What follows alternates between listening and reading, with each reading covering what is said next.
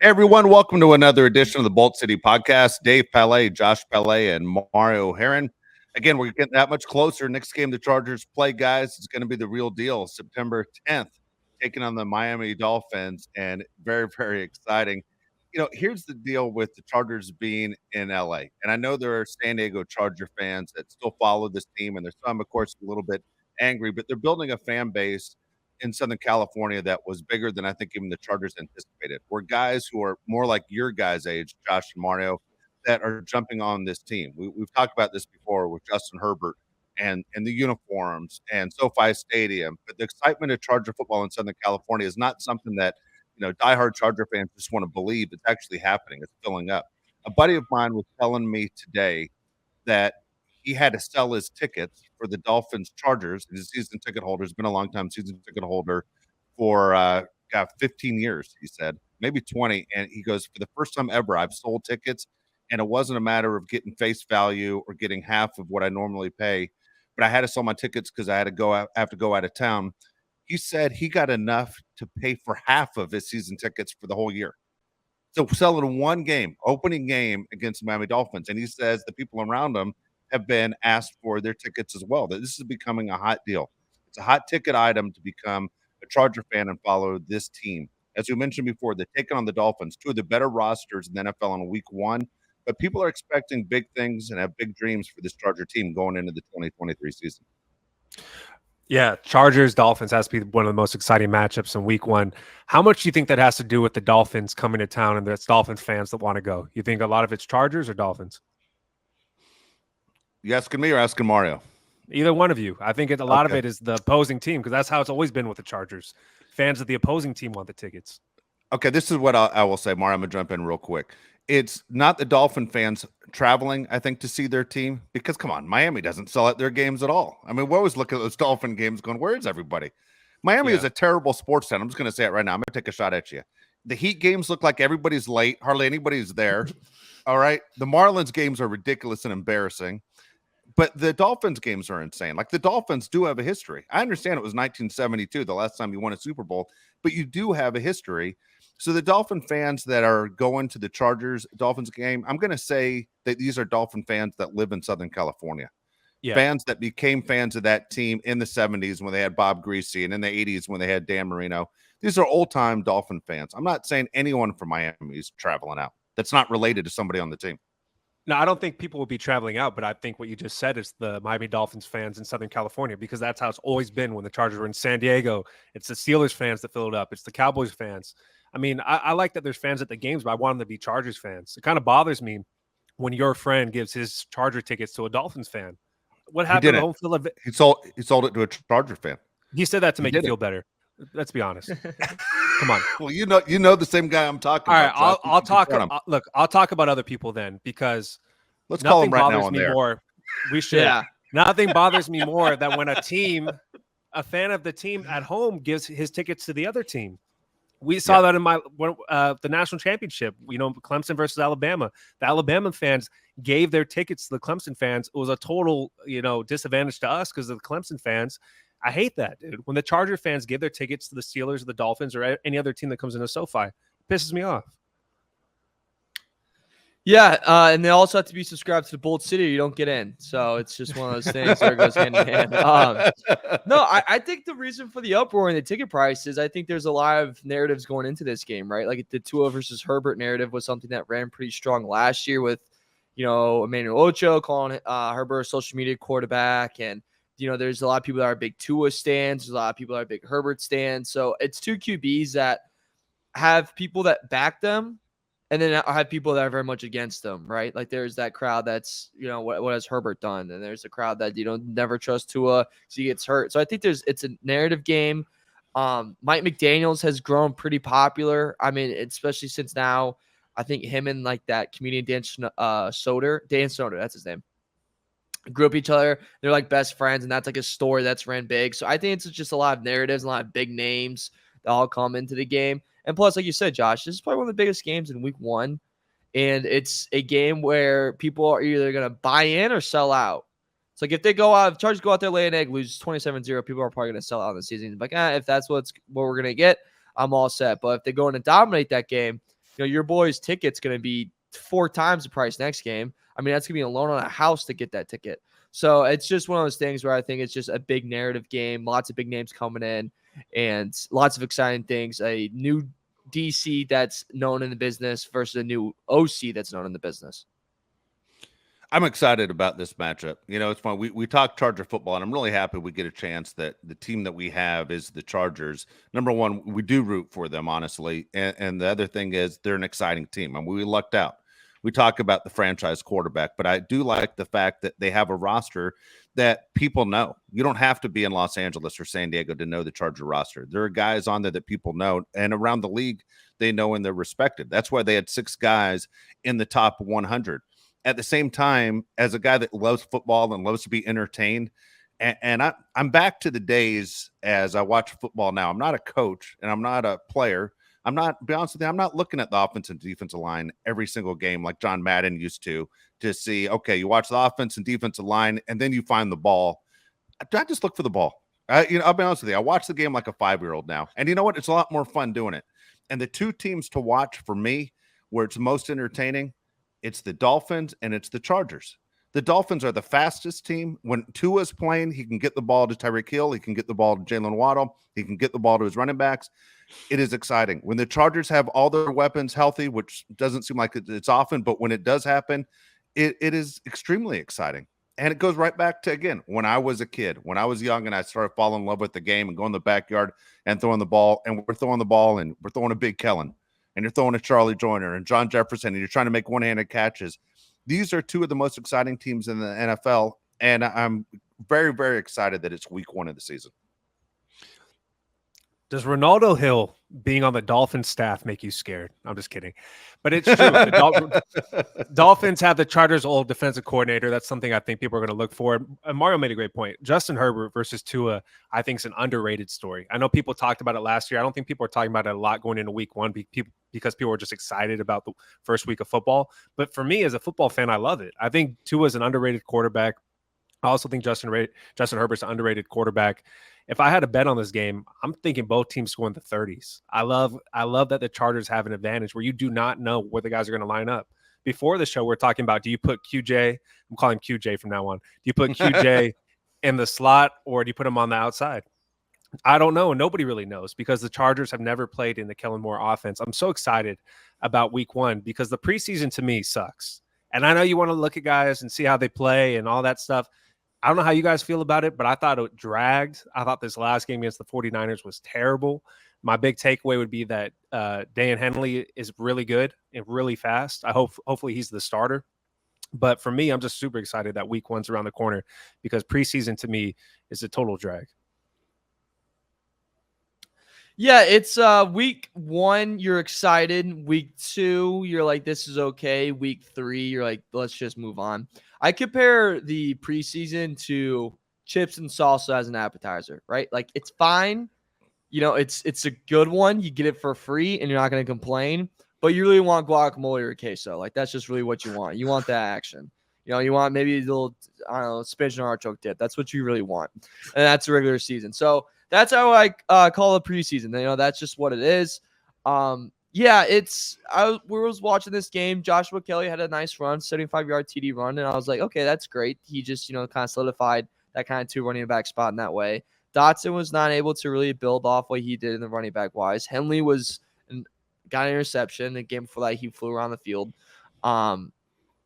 And after that whole thing, I was like, okay, that's awesome. Duggan finally got ticked. Didn't get any tick last game. He's probably cut from the roster. And then I just sit there and I go, all right, now let's get everyone else on the field. We didn't have the pleasure as Charger fans seeing our starters play at all in the preseason. And we'll see kind of how that goes throughout the season. Because I feel like if people get hurt, that's something that's going to get brought up. If we suck, that's going to be something that gets brought up. But if we win, that's not something that gets brought up. Do you know what I'm saying here, Dave? Like, that's something that Staley could get ripped for or praised for, depending on how they look. Okay, so a couple things. One is if we're going to go comparison to appetizers, I got to go preseasons like breadsticks. I kind of like chips and salsa, okay? Hey, I like everything else you mentioned too, but breadsticks are boring. Outside of the kids at the table acting like they're smoking cigars, breadsticks, there's no purpose to them. It's a joke. It's ridiculous. What breadsticks That's are you what talking preseason about, is. The breadsticks that are shaped like a cigar. You go, okay, just breadsticks like in a glass, and they put them in the middle of the table, and you're like, what the hell am I doing with this? Yeah. And then it gets the kids to shut the hell up a little bit, and then adults can talk, but there's nothing there. Preseason sucks. All right, it's worse than ever. I don't know what it is. And look, I am one of these guys, man. Call me afraid of the Charger jinx. I did not want Staley sticking anybody out there that mattered. I just didn't. I didn't want to see Justin Herbert or Eckler or Keenan Allen, Mike Williams, Joey Bosa. I don't want to see any of those guys out there. We know injuries are coming. This is what happens to this team all the time. You know, Joey Bosa was lost for most of the entire season. Mike Williams was a 50% guy. Keenan Allen was ridiculous. Like, when are you coming back? And Keenan Allen's been hurt before early on. I just don't want to see anyone hurt. If I'm Staley, this is the easiest way for people not to start criticizing you. It's just don't play them. Because if they do well, great, they're supposed to do well. If somebody gets hurt, man, your head is on the chopping block. And his head's already on the chopping block. I thought he did the right move. I mean, he knows what those guys can do. I'm all in favor of just dumping the whole preseason deal. I hate it. You don't have it in college football. Dump it out of the NFL. It's such a waste of time. Okay, don't dump it. Don't dump it. Don't because dump they make money off it. They make commercials off of it. Yeah, The owners get rich off it. I got it. It's a tryout though for a lot of guys. It's how you get a job. You know what? You can get a job either through practice or through those things where, hey, why don't you come to our camp? Like, hey, hey, Raiders, come work out in Irvine. And well, guess what? We're going to practice for 3 days against each other. That kind of deal. You can still figure it out. No, game speed's different than practice speed. We'll fight you on that. Let me tell you something. The way game speed works, all right, we all know preseason is one level. And for the new guys, it seems fast. Regular season is a little bit faster. Playoff is ridiculously fast. It's a whole nother thing. Yeah, right? Playoff football compared to regular season football, just like in hockey. Regular season hockey compared to playoff hockey, it's night and day. It's two different leagues.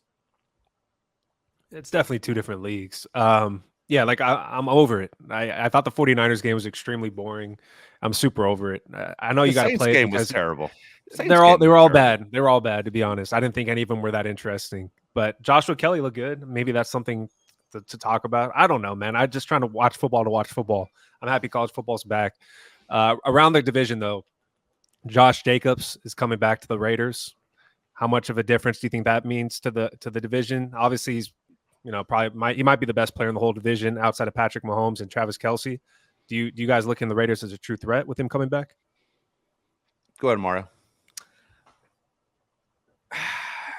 Like, it doesn't change how I see him. Like, it's not like, oh my God, they had Josh Jacobs. Like, I expect that to happen. If you look at every running back situation that we've seen so far on this holdout crap that they do, yeah, Barkley, I'm going to hold out all the way until week 4, you said, or whatever. Nice. You're back at training camp. You got your extra $2 million. It's the same dance that Josh Jacobs did. He got his money. Same dance that Eckler did. He got his money. There's never at one point I really, really thought that, like, Jacobs was gone. So him being back, it's not like, oh my God, he's back.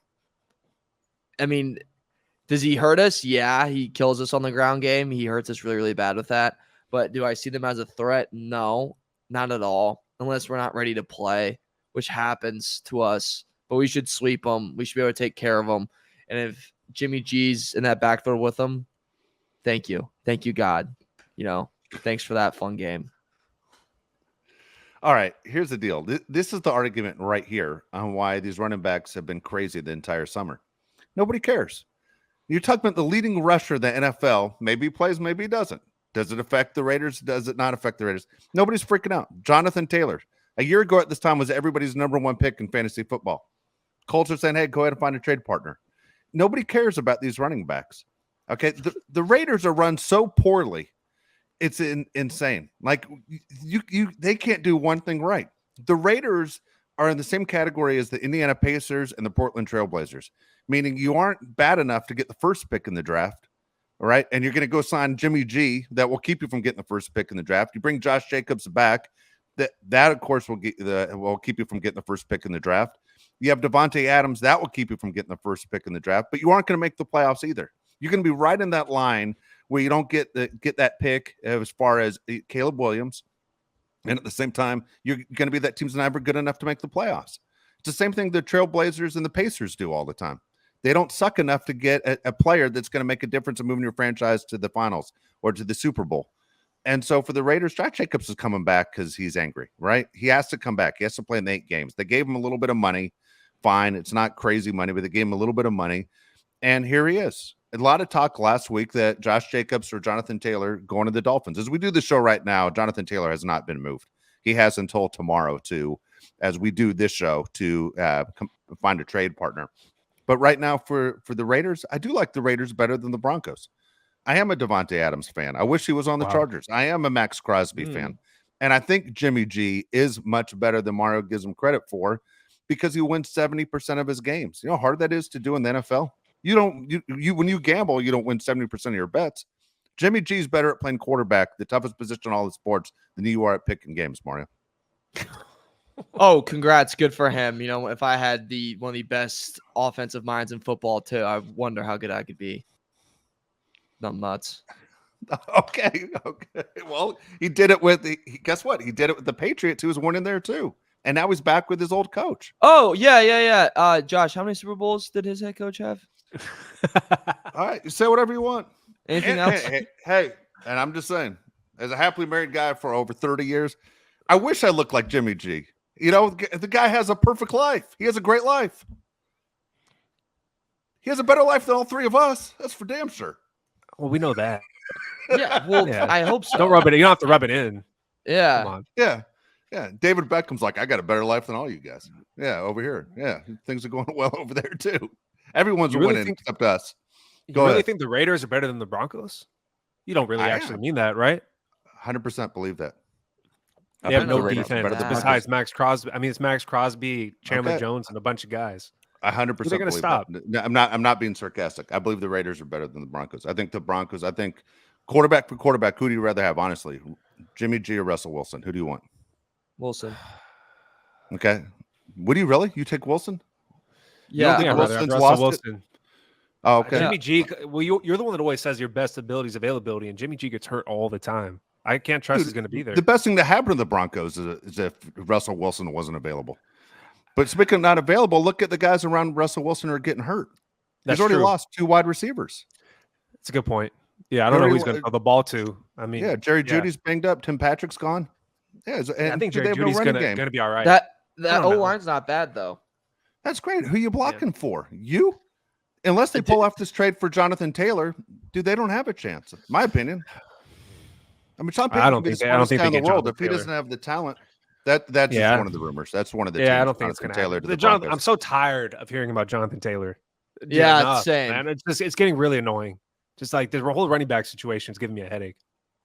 But bigger than Josh Jacobs to me, and 100 times bigger than Josh Jacobs to me, is Chris Jones. He just put out a tweet today. I don't know if you guys saw it. All it said was week 8. I mean, he declared, I'm not going to play till week 8. It's huge. Yeah. Hell yeah. Chargers playing before week 8. They play him in week 7. As I got yelled at in YouTube, look, I can count to 7. Okay. It's the game 6 for the Chargers, week 7 in the NFL. I got it. All right. Damn it. So, somebody said you couldn't count. That's why you're not good at this job. That's something like that. Yeah, I didn't know counting was part of this job. Yeah, if that's what they're going to ding you for, then that's all right. As we like to say in the South Bay, tell your jokes to the dentist. We'll talk about it later. But Chris Jones, I mean, we talked about it on the last show. Huge, and I really think it's so big that the Chargers could actually win the division. Seriously, like the Raiders have nobody on their defense besides a couple guys. The Chiefs, I think, only have a few guys on their defense. They just play well as a team. It's like the Warriors in basketball. They play good team defense. But without Chris Jones, the guy that drives the ship for them, I think this could be absolutely huge for the Chargers. I do too. I'm super excited by this. I don't know about you guys. Again, I don't root for injuries, but I do root for contract disputes when it's with another team. You know, this is all fantastic news for the Chargers, right? They're the one team in the best shape going into the season. You guys agree? They have to be. Please knock on wood, dude. There you go. There you go. You think they're in the better shape than the Philadelphia Eagles? No, I'm talking in the AFC West. I'm not talking about the AFC West. Oh, I think the AFC West. The AFC West. I'm talking the AFC West. In the AFC West, every team's on fire as far as falling apart somewhere. A major leak, except for the Chargers. I mean, in typical Chargers fashion, something bad's going to happen in a few days. You know, it's just like a ticking time bomb But yeah, I mean, Chris Jones to me is such a big deal. Besides Patrick Mahomes and Travis Kelce, that's the biggest player you could possibly hope for in the whole division. And because I don't think the Broncos and Raiders are actual contenders, it's huge. And if you guys watch the top 100, Chris Jones is so freakishly good. People are saying he's better than Aaron Donald nowadays. That's how good he is. So for a Charger fan, I'm ecstatic about it. It's a good point. I mean, you look at, like we mentioned, Chiefs, Chris Jones situation, all that drama. Then the Raiders, Jacobs just held out, got his money. There's at one point Jimmy G didn't like he was going to be able to play, so he couldn't pass the physical. So on top of all that, and then, on top of that, Devontae Adams comes out in an interview saying, he's not really happy. He just lost his best friend to a different team. So you have that. Broncos, Sean Payton runs his mouth. Jared Jeudy gets hurt, interested in receiving core. They didn't look great in the preseason. Heard a lot today while I was working, do you just really not believe in them now after the preseason? And then, every time you say that, obviously, I think the name you think of now is that Jamar Chase, where Jamar Chase was like, it's harder to catch a ball in the NFL because there's no stripes on it. And then everyone's like, oh, this guy's going to suck. And then he ends up being like the best receiver we've ever seen. Not ever seen, but up there. So Chargers right now are scot-free. Staley hasn't done anything stupid. Moore has done, everyone's looking good. We traded a kicker, got a 7th-round pick. If you want to, I don't know, say, what are they doing? We traded a kicker. That's no one really does that, but hey, we did it, so up yours. But yeah, we haven't really it's we're not drama filled right now. We don't have to do an emergency pod, over something that's happening, over something bad that's happening, or something that's good that's happening. We're kind of staying monotone, staying with the guys that we have, and so far I think that's how you want to go into a season, right? You don't want drama going into the season. You just want to lay low. If Hard Knocks was on you, you want a boring Hard Knocks. If you have an exciting Hard Knocks, that means something bad's usually happening. I like exactly where the Chargers are, guys. I mean, honestly, as you go into the season right now and the final rosters aren't completed as we're doing this show, I like the fact that all they're doing is just putting the finishing touches on until September 10th. That's it. They're going to add a couple guys that will make the team a little bit better. They're going to figure out who the starters are. They're going to get rid of some dead weight. I think some of us know that there's some changes coming on this roster of names that we've seen before, but nothing that you're going to miss. They're going to be the right moves. They're going to be some of the names we've talked about. We'll get into a second that we think will not be with this team. And you go, okay, they're better. They've moved in the right direction with the offensive coordinator, which was big. It was really holding the team back a year ago. The fact that everybody's healthy right now, the fact that Joey Bosa, believe it or not, guys, it seems like he is motivated to have a career year. I mean, everything you're hearing about Joey Bosa, who I've been extremely tough on over the last year on this show, Joey Bosa sounds like he's almost sounds like his brother as far as competition and how important this job is to him and what the Chargers do. I'd be very surprised if the Chargers fall on the face. I know that sounds crazy when you look at the history of this team. Why not this year, right? Why not us? That's always the mantras you hear for teams that, don't get the credit they deserve. Let's see what the Chargers can do. I think the Chargers are in for a fantastic year. I'm really, really looking forward to the start of the season. Thank goodness we aren't doing one of those teams where you just, you have to do the hype and you go, man, come on, guys, who are we kidding? We're looking at, picking 5th overall in the draft. Like, this is not a good team. This is a good team that is stacked. I'm extremely excited to see what's going to happen. The fact everybody's healthy, I wish, I don't know about you guys, but I almost wish they were playing the Chiefs week 1 just because they're in disarray. When Chris Jones comes back, Josh, don't think he's Chris Jones from Chris Jones in the Super Bowl. He's coming back, upset Chris Jones. Guess what? Maybe I didn't take care of myself. Maybe I need some plays off. If a phantom hamstring injury, you still got to pay me. You still get credit for this going towards free agency. All that stuff happens. It's not like everything is going to be swept under the table and you're going to get the best Chris Jones when he does come back. Yeah, I think that's a fair point. Chris Jones is, awesome player. He was a different player in the second half of the year, and you can't practice game speed. We always talk about that, especially at that position. You can work out all you want. Playing an NFL game and working out on your own are two totally different things. So, I wish the Chargers were playing the Chiefs twice before he came back. That'd be great. I think I saw something interesting today. You guys let me know if you think this is interesting too. Dak Prescott's pissed off that they brought in Trey Lance. He's upset that they brought in a quarterback. Dak Prescott, to me, is a drama queen, but they brought in Trey Lance. He's upset because he thinks that's going to be his possible replacement, and now he's angry before the season starts. Does he have the right to be upset? Go ahead, Mario. Yeah, because it doesn't really make any sense, right? Like Cooper Rush is still on roster for him, I believe, and like Cooper Rush did a pretty good job of filling in for Dak last year. Like it wasn't like he went in there and threw 5 picks in a game, and there was like this world was falling apart. No, he went in there, and there's literally dumb people on air the next day saying, "Yeah, you should start Cooper Rush over Dak Prescott." Like that was a thing. That was a topic for a couple of shows. It doesn't make any sense. It was weird. I believe when we were talking about teams that Trey Lance could go to, Cowboys was never mentioned. I was trying to think back. Like when I literally heard the news on Friday night, I was sitting there. I was like, when we talked about this, I don't think Cowboys ever even came into our minds. If I was Dak, I'd be upset. I'd be like, why are we doing this?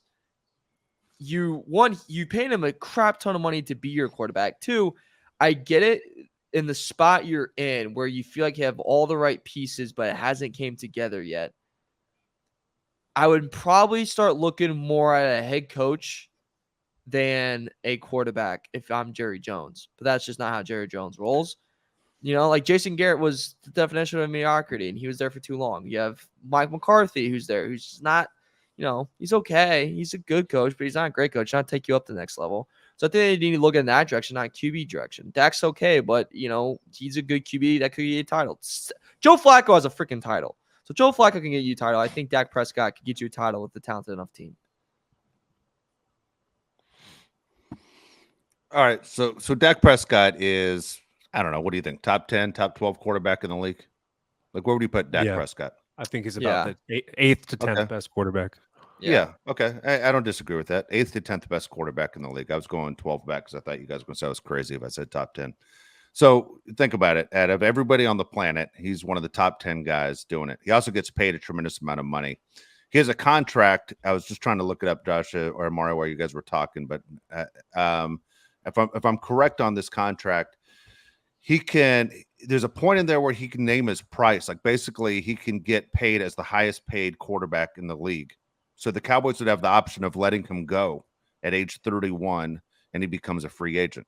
Okay. Cooper Rush, rumor is Cooper Rush is going to leave. So that's why it makes sense to bring in Trey Lance. If they decide Dak Prescott for some reason has a bad year this year, they can basically let Dak become a free agent. And then if Trey is the future, then you have a guy still on a early contract. So the Cowboys, I think, did it more for insurance policy of anything else, unless they think he hasn't been coached well. Well, we know he's been coached well. He's had one of the best offensive minds around him. He just hasn't figured it out game speed, like we discussed in the last show.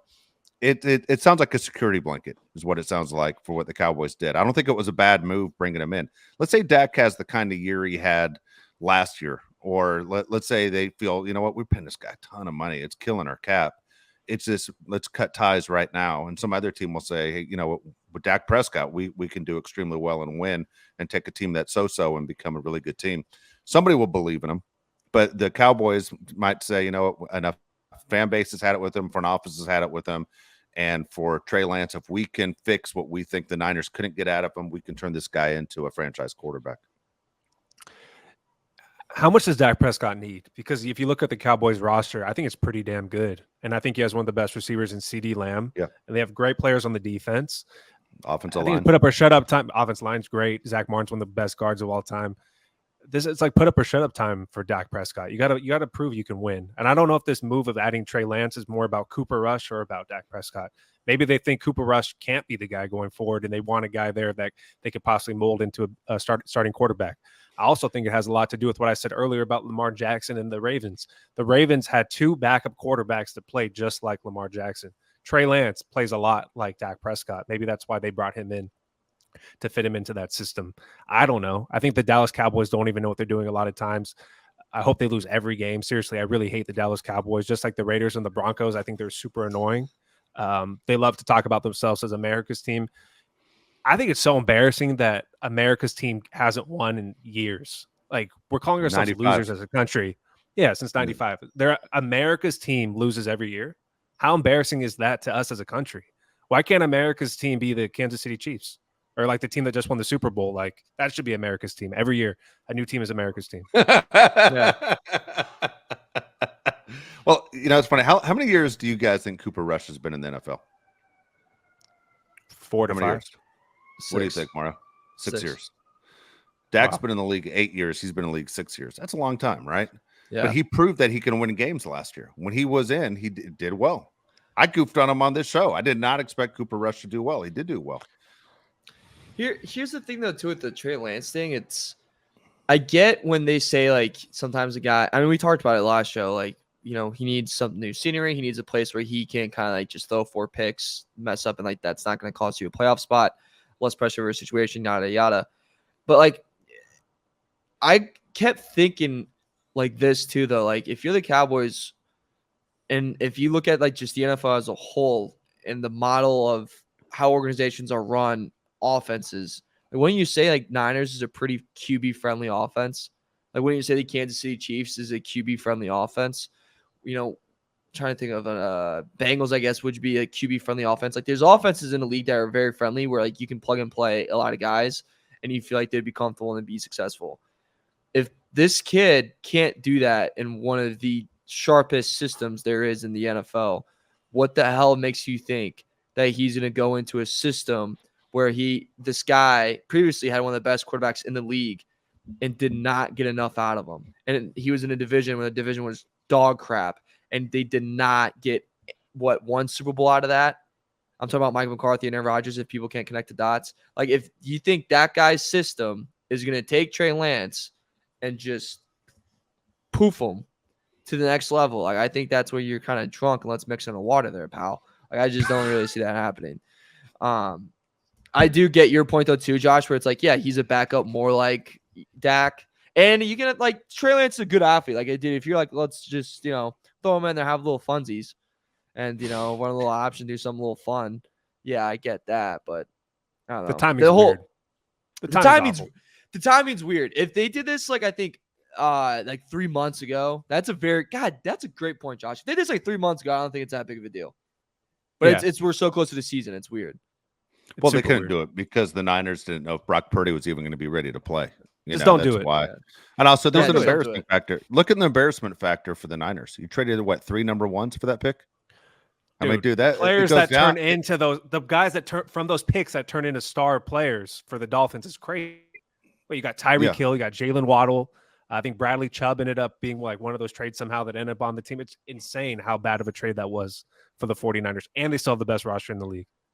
Yeah, it goes down as really maybe the worst trade in NFL history. It's like the movie Draft Day with Kevin Costner. Like, there's no way, that's not real. And then the Niners did it. You know what I mean? It's kind of nuts how the whole thing went. Let me ask you, that division, because it's the only division in football, meaning the Eagles, the Cowboys, the Giants, and the Commanders. It's the only division in football where every team in the division has won a Super Bowl. Okay, which is a weird stat. But it's the only division where it's happened. That division hasn't had a repeat champion in like 20 years. So to me, in my mind, the Eagles are by far the best team in that division. But history will tell you the Eagles are not going to win the division this year. You know, it just hasn't happened in forever. So when you look at that division, I know we'll make our predictions later on how this playoff thing is going to take place in the AFC and the NFC in a show before the season begins. But how do you guys see that division breakdown? Like, where are the Cowboys? I think the Cowboys are the clear second best team in that division. Not high on the Commanders at all. And I think the Giants aren't very good. Their roster is not very good. I don't think Daniel Jones is all that great. Eagles, to me, are the best team in the NFC, right there with the 49ers. Cowboys are a solid team. And then you got 2 question marks with the other teams. I think the Cowboys are the clear number 2. And I think the Cowboys are going to make the playoffs, actually. Very clear number 2. Extremely clear number 2. Arguably got to fight it out. I'm with you, Josh. I'm not a believer in the Giants. I think Giants was a very well-coached team last year that kind of surprised people. And then this year, it's kind of like, what can you do now? I'm not a Daniel Jones believer by any means. I also don't love the weapons he has. I mean, like Hyatt and Darren Waller. Waller's a great player, but you got to get him on the field. The guy's hurt all the time. And then his other weapons, Barkley's hurt all the time. He put together a successful season last year because he played, but what happens when he can't play? So that gives me pause in the Giants, but I do think Giants could steal one. I mean, even week 1, they're at home against the Cowboys. I do think they could steal that just from being out-coached. But Eagles, I wouldn't be surprised if they go 0-2 against the Eagles. And in their schedule, I mean, they could start off 0-2. They go back-to-back New York teams. New York Giants and at home against the Jets. Then you get a vacation playing against the Cardinals. And then you get Patriots and Niners. Who says that in those first 5 games of the year, they go 1-4? You're telling me that they would beat Niners at Niners? You're telling me you wouldn't be surprised if they somehow lost to the Patriots? Oh, and by the way, after they face those 5 games, they come up to our West, probably just West, not come up. They come up to LA and they face us. So there's a good chance they could, go 1-5. There's a good chance they're, 2-4. Like, there's a good chance they do not start off the year strong at all. Now, if they do, that's really impressive. But out of those first 6 games, your guaranteed win is the Cardinals, and then everything else is probably gonna be a dogfight. All right, so here you go. I agree with what you guys said as far as Eagles 1, Cowboys 2. I almost say the division matches up very close to what we talked about in the AFC West with the Chargers, where the Chiefs are the heavy favorite. As much as we hate to say that, the Chiefs are the heavy favorite, but a team loaded with talent is the Chargers, team loaded with talent, the Cowboys. As much as I dislike the Cowboys, and I think it's ridiculous that it's a family-owned business and, basically owned and operated by the dad and son, the Cowboys have done a good job. Right? They've done a good job with their drafts and done a good job with their trades and everything else. They haven't equaled wins, neither of the Chargers, but they have 2 really good rosters. The Giants, Brian Dable, I think, is an outstanding coach that unfortunately got stuck with Daniel Jones, that he wasn't bad enough to say, go find a new team, and he wasn't good enough where you go, man, we got a top 5 quarterback, but you had to pay him, right? He's now your franchise quarterback. You're stuck with Daniel Jones for a long time. Here's the guy on the Giants that I worry about, and I said it to you guys for the longest time when we talked about the draft. Remember, you guys say, who would you pick if you're the Chargers with their first pick in the draft? I never change. I pick the same damn guy every show. Do you remember the guy I was saying they should draft? Hyatt. Jalen Hyatt. And what are they saying in New York? He is the talk in New York outside of Aaron Rodgers. How Jalen Hyatt is the stud, and they can't believe how good Jalen Hyatt is. And I'm going to be watching all year. I'm going to be looking at Jalen Hyatt. I'm going to be looking at Quentin Johnson. And I'm going to be comparing the two. And I understand Hyatt's probably going to get more touches because he has less people to compete with, meaning he doesn't have a Keenan Allen or a Mike Williams. But God dang it, if the Chargers blew it, didn't get Hyatt, and went with the wrong pick, it's going to bother me. I hope I'm wrong on this one. I really hope I'm wrong on this one. But when you pay attention to what's going on in the New York media, they talk about Jalen Hyatt like you wouldn't believe. As far as Waller goes, and it sounds like we're spending a lot of time on this division. We watched Waller in the AFC West. Waller's one of those guys that plays when he wants to play. I have no idea what's going on with injuries with the guy. I don't know how healthy he is. I know he's extremely upset that he got shipped off by the Raiders. And not because it's great to be a Raider, but he just got married. And guess what? His wife plays in Las Vegas. Like they said, stick it. Hey, congratulations on your wedding. We're shipping you 3,000 miles away from her. So he might have a lot to prove of going, hey, watch this. I'm going to be the best tight end in football this year, because when he wants to play, man, he's really good. He's really good. I don't know. Hey, by the way, this sounds crazy. Yep. Josh will know this. He chose number 12. Is that his wife's number in the WNBA? Is that why he chose number 12? Do you have any idea? Like, it seemed like there was some kind of, everything's a chip on his shoulder with Waller. If you notice, every time Waller opens his mouth, it's always a chip on his shoulder. Yeah, she wears number 10. I just looked it up. But they said Jalen Hyatt, Jalen Hyatt and Darren Waller have been the talk of the Giants camp. How both guys are dominating.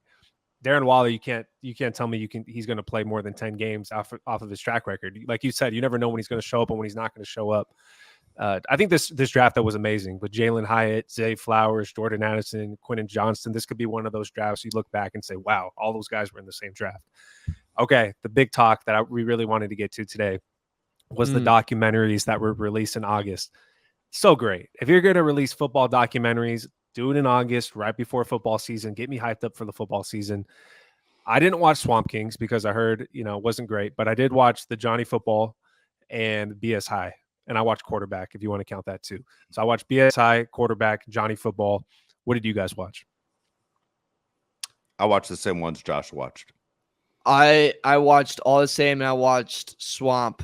So let's hit the first two that we watched together, and then I'll finish with Swamp because I got a take about Swamp that I've been feasting on. Okay. All right, Dave, you go first. All right, the BS High one, just real quick. I couldn't believe what I was watching. And it seemed like a lot of people knew the story before I knew the story. I knew nothing about the story when I watched it last week when it came out. I watched it the day it came out. But when I would tell it, because it was one of these things that you're watching, then you got to go tell someone, you won't believe what I just saw. Like one of those things. And everyone that I talked to always seemed to know the story. Oh yeah, I read about this. They all seem to know the story. I didn't know anything about this story. And it was so hard to watch. Like it got worse every single minute. Like when you're going, I can't believe a human being would be this bad of a person. And then he'd outdo himself and he'd say, hold my beer. I'm going to do something even worse. And he did that for an hour and 40 minutes on this show. And it just you just shaking. It literally made me sick. I wanted it over so bad. Like there aren't too many things I watch, and I didn't turn it off, but I really just wanted the story to end. I felt so bad for so many people involved. I couldn't believe what I'm watching, And so I don't know. I'm kind of curious what you guys thought. And I'm not one of those guys usually that when I watch a movie, go, oh, that's terrible, turn it off. But these are real human beings, and these were kids that were taken advantage of. It really bothered me. It really was disgusting. Yeah. So if you had to give it a rating real quick out of 10, what would you give it? I'd give it an 8.5. Really? I thought you'd go a little bit higher. Yeah. Kind of low. I'm going to go 9.5.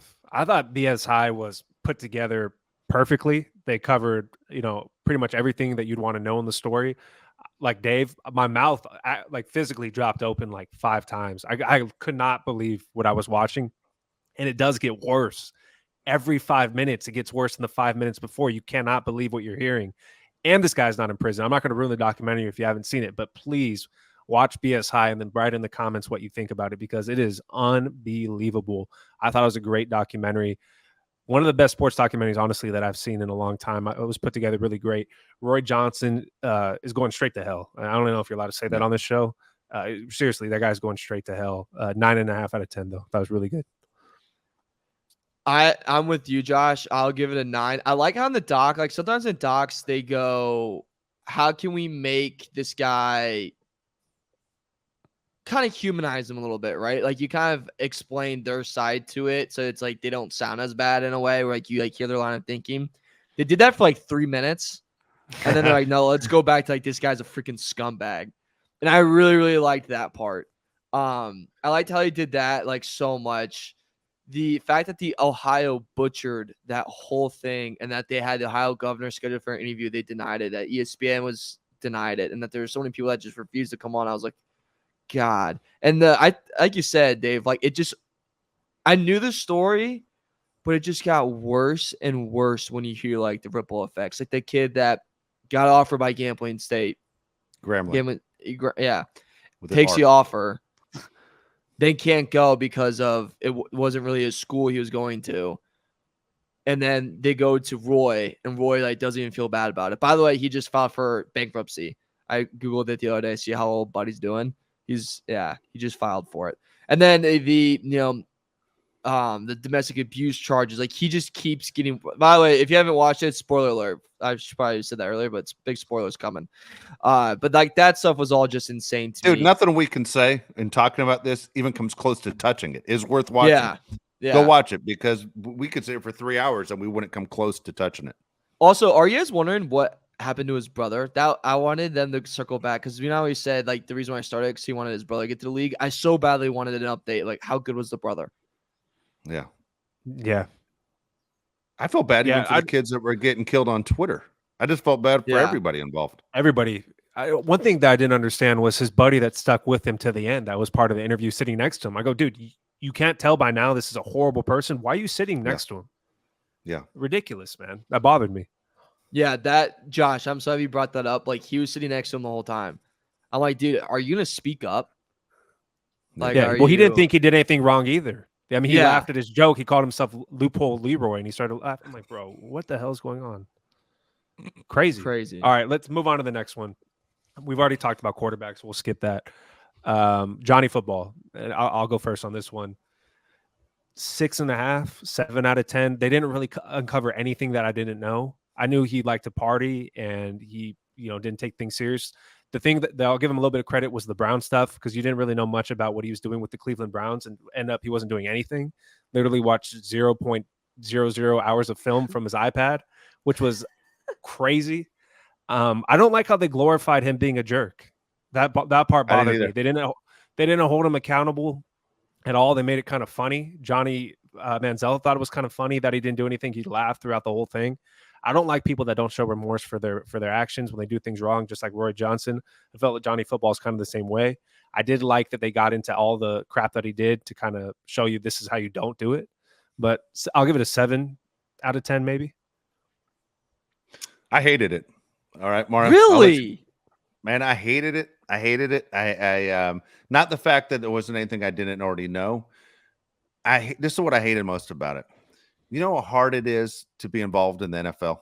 I'm not talking as a player. I'm talking as a coach, as a GM, as even an owner, that, you know, people like my buddy who we were talking about was a Charger season ticket holder, and he's been puts money aside every year to go, that he buys these jerseys, and he's invested in, and time, our time is invested. You know what I mean? Imagine if this is Johnny Manziel on the Chargers. You know how many people lost their jobs because this guy refused to do his job?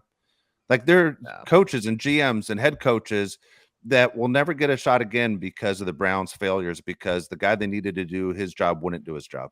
So their dreams were crushed, their families, their kids, all that those people have to move and scramble for whatever's next because Johnny Manziel wouldn't pull his weight. It bothered me. And again, I understand when you do a documentary, it just meant to bring you in and go, okay, I can identify with that guy. I've watched that guy since college. And there's a part of me, my heart, that's going to root for this guy through this documentary. I never rooted for Johnny Manziel through that whole thing. Like, I wished him nothing but the worst, and I still do. I hate him. You know, I straight out hate the guy. I can't stand him. I wish him nothing but the worst in life. The fact that he turned on his best friend, I thought was garbage. Mm-hmm. He is unbelievably bad. He's not the guy from BS High, but man, he is a punk, man. He is a jerk, dude. And I wish him nothing but basically heartbreak, man. Screw this guy. I hope things never work out for him. He's a disaster as a human being too. You know, he's just a bad dude, man, all the way through. What's your rating out of 10?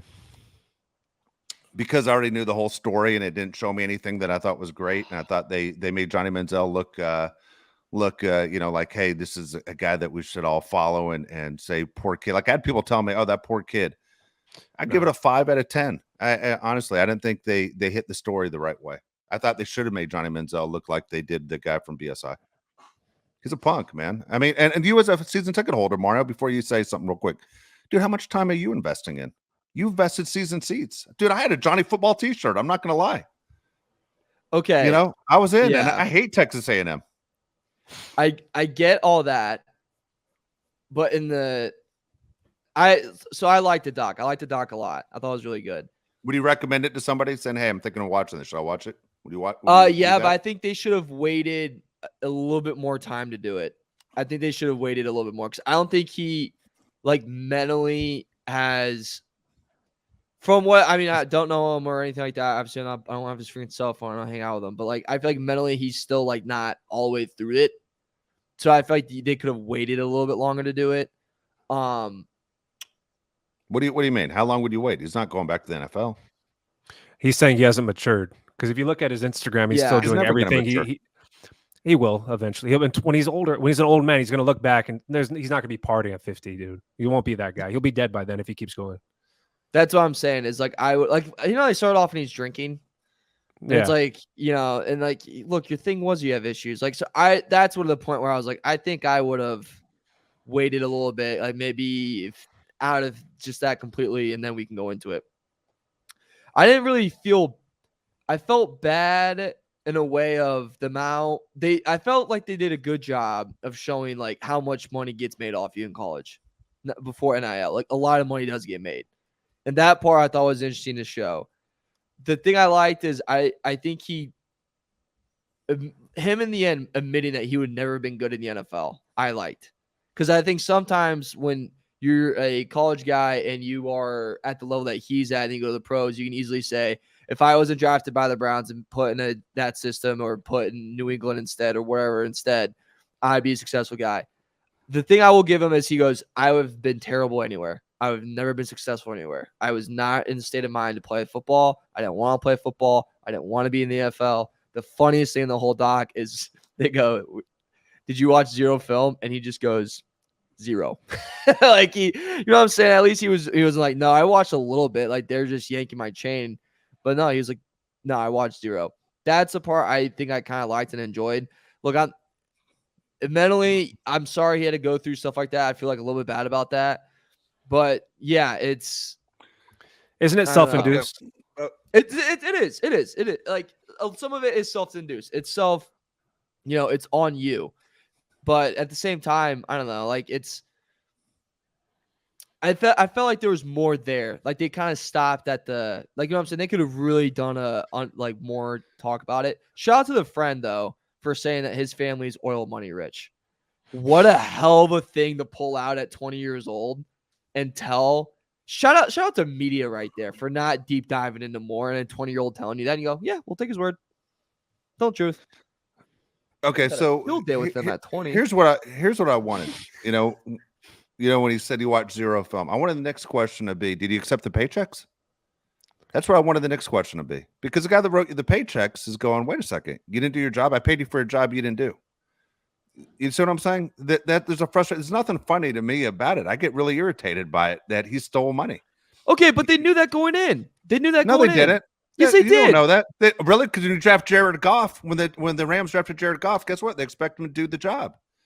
You know, Jamarcus Russell did the same damn thing to the Raiders. But there's warning signs. That's what I mean. There's warning signs the whole way, and you still chose to draft the kid.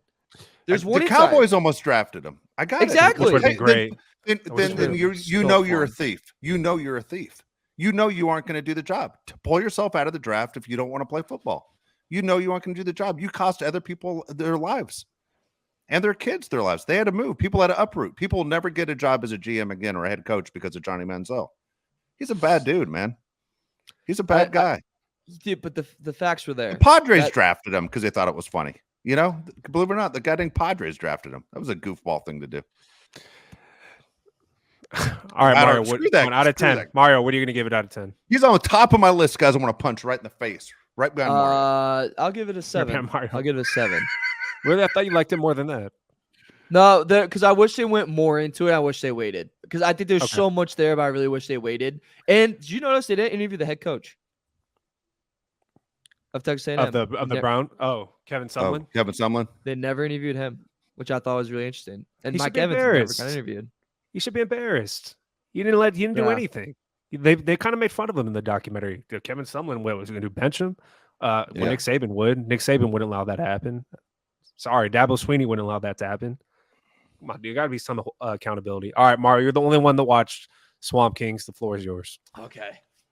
All right, I got a lot to say. Okay, so, talk about burying the lead was Swamp Kings. People are intrigued by this story because for people that don't know, from 06 to 09, Florida was a powerhouse. They were college football. They had Tim Tebow, who a lot of people say is the greatest college football player of all time. They also had a crazy reputation of a lot of players getting in trouble. Aaron Hernandez, a lot of people know that story. They had a couple of receivers that got caught with drug charges, some battery, domestic abuse issues. They had the Pouncey brothers. Like, there was a lot of stuff. Now, of everything I just mentioned, they did not mention any of that. They mentioned Tebow.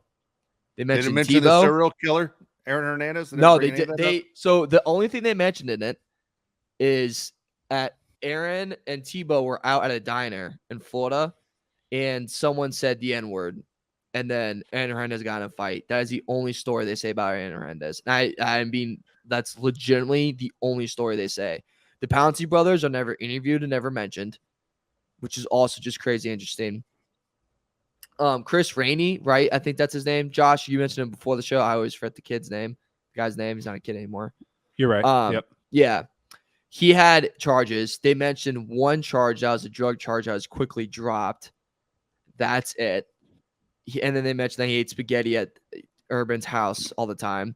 Urban Meyer's treated as a saint, and repeatedly it gives off of a vibe of Urban's so good with guys because he always gives them second chances. But there's really just no discipline. And the whole thing, just what was so interesting about Florida was all the different personalities that you had. Is that you had all that stuff going on, and you had this God-fearing second coming of Christ, Tim Tebow, that was just good at football, with all this stuff going on, all this dark stuff going on behind it. And there was the clash of that, and they never mentioned it at all. Florida was really good at football during that span, but this is the other thing that pissed me off. 09 when they lose to Bama in the SEC championship, they say, for people that don't know, they lost 35-10. They say in the doc, Hell yeah. we should have won that year. We should have beaten Bama. If you lose by a touchdown, there's an argument. You lose by a field goal, there's an argument. A last-second pick six, there's your argument. When you are pounded in the dirt and you can't move the football and you look like a high school team, you were never going to win. You were not a better team. You were not that good. And Bama just reamed your ass. And that's what they did. And then they gave you a kiss on the cheek after and said, your dynasty's over. That's all it was. It's not a good doc. They could have done that short time span of dominance. They could have done that for UNC basketball. I literally was thinking about this the other day. From 05 to 09, UNC had 2 titles. They had 3 Final Four appearances. 4 out of 5 years, they're number 1 seeds, and they had an Elite 8 appearance on top of that. They could have done the exact same thing with the UNC doc with Tyler Hansbrough, and it's been the same story, and then nothing else happened at Carolina besides that. So they buried the lead. They buried a lead and missed all the important details. All right, before I talk about this, what would you give it out of 10? 6.5. Picture the show The Wire, but they take out all the corruption. That's so the show. So the series that this show was, or this documentary is a part of, was called Untold. What part of that was untold? We knew everything that they went over. Yeah. Okay.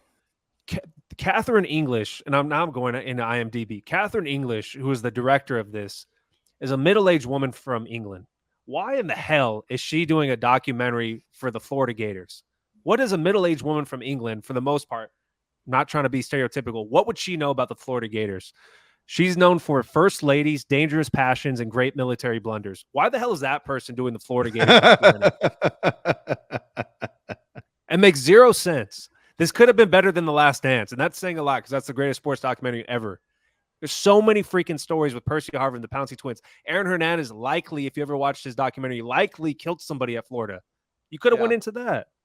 I mean, it's ridiculous how bad fumble the bag. And this was, out of all the documentaries and shows that came out this month, I was by far looking forward to this one. And they totally dropped the ball, man. And don't tell me Urban Meyer deserves more chances, because in the show I heard they just talk about how great of a person he is, and they talk to him and Tim Tebow like crazy. Bad guy. Without a question, bad guy. Don't want to hear any more from him. Should have went into all the other players. Cam Newton was on the team. Could have talked about Cam Newton being the backup for Tim Tebow. Dropped the ball. How about Riley Cooper?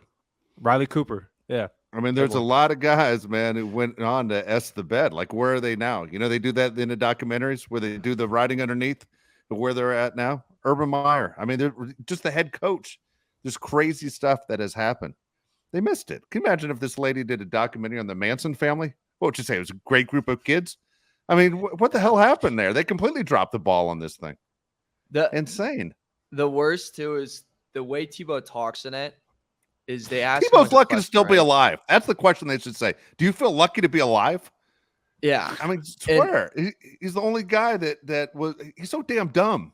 Like, how do you not know? Sorry, Martin, I'm going to cut you off. No, you're good. But, dude, you're the only guy that lived basically the dream, what you think of college athlete life. No one says a bad word about Tim Tebow. Maybe he's too good of a guy, you know, puts himself up on too high of a pedestal. He's lucky to be alive. You're surrounded in the zoo by a bunch of people that could kill you. Insane. Dude, the way he talks in it, I'm not kidding you. He talks like this. He goes, and on Friday nights, we go into the weight room and we lift it to a whole nother level. And I loved it. I'm like, are you trying to seduce me, dude? I literally thought I was trying to get seduced by him. I was like, what is going on? Literally every time he talked, and then he was like, sometimes this was one of the crazy lines. I'm paraphrasing, but he goes, I think sometimes it was too intense for guys, and that I kind of regret. And I was like, what is going on, dude? Like, I was so rattled. I was like, can we get him to talk normal? Like, I feel like he's gonna repel talking right now. Yeah. Oh yeah. Yeah. Like, he's like, I just want to kiss you. Jesus, what a weirdo. Proverbs 16:8. The Lord said, like, I was like, what is going on right now? No, I'm tempted to watch it. Now you almost have me watching. No, this one. watch it and just watch the Tim Tebow Oh my interviews, please. Just watch them because it's the weirdest thing. That is funny as hell. Oh my Yeah. gosh. All But right. those untold docs are good though. Like the other ones, Mouse in the Palace was so good. The and one Street Ball was so good. The Mob and Hockey one was so good. And then now they're dropping the ball. Yeah. Yep. When we come back, what we're going to do is we'll have the Charger final roster leading into the opening game against the Dolphins. We'll talk about some of the surprise cuts, some of the guys they added, what the Chargers have to do to start getting ready for the Dolphins. Also, we're going to make our predictions. This is one of those things that I love to do because, man, it can completely backfire. The first show we ever did when we got together, we made our predictions. Josh and I love the Rams. Rams in week 1 against the Bills showed us the Rams weren't the same Rams that won the Super Bowl a few months earlier. Mario liked the Bills. We missed it by a mile. Thought it was a cakewalk that what the matchup was going to be in week 1 was going to be the matchup we saw in the Super Bowl. We were nowhere close, guys. So we're going to make our predictions as far as what's going to happen in 2023. One of my favorite shows of the year to do. But again, the Chargers, that roster is going to be fine-tuned. We'll talk about what they did to get better next time we do a show. Again, Bolt City Podcast. Thanks for listening on the Odyssey app. If you're watching on YouTube, feel free to leave comments. We'll try and answer as many questions as you can. Again, appreciate all that. Mario Heron, Josh Palais, I'm Dave Palais. We'll talk to you next time.